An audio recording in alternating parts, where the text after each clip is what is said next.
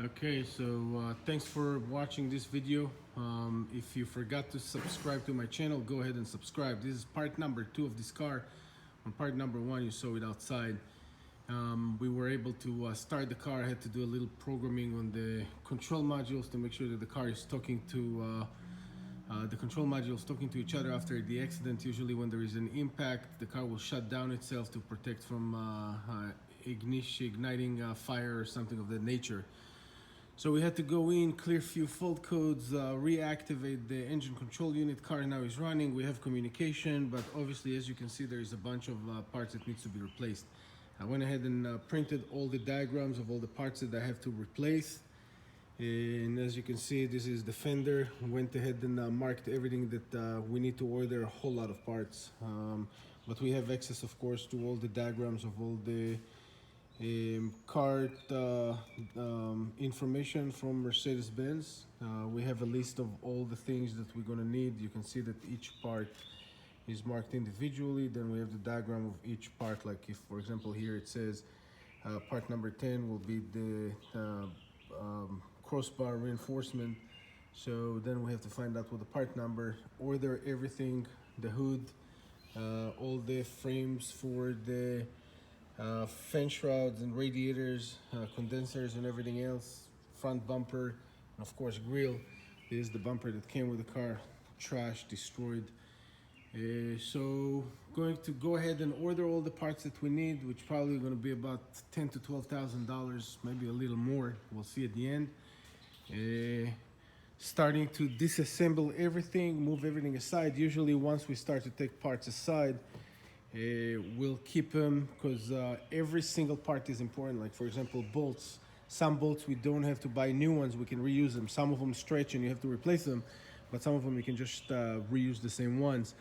A lot of time there are parts that you may be able to reuse that are not completely damaged. Like for example, in that case, maybe the horn.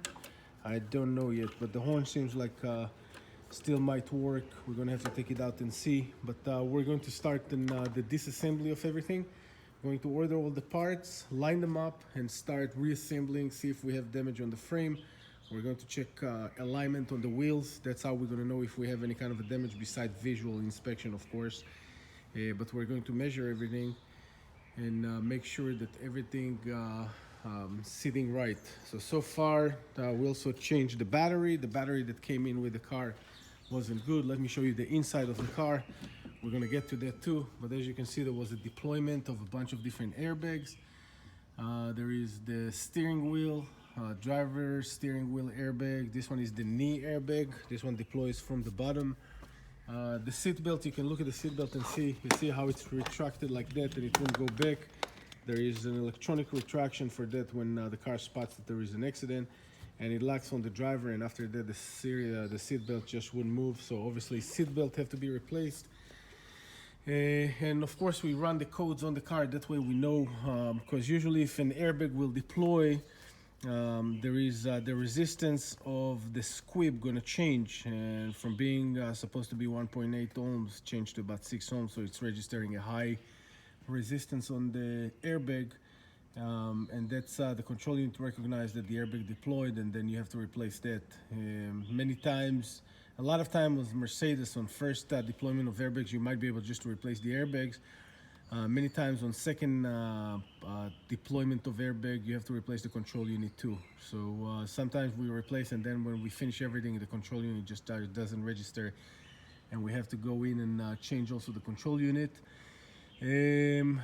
That's it for now. That's section number 2. We're going to start and disassemble everything, order all the parts that we need.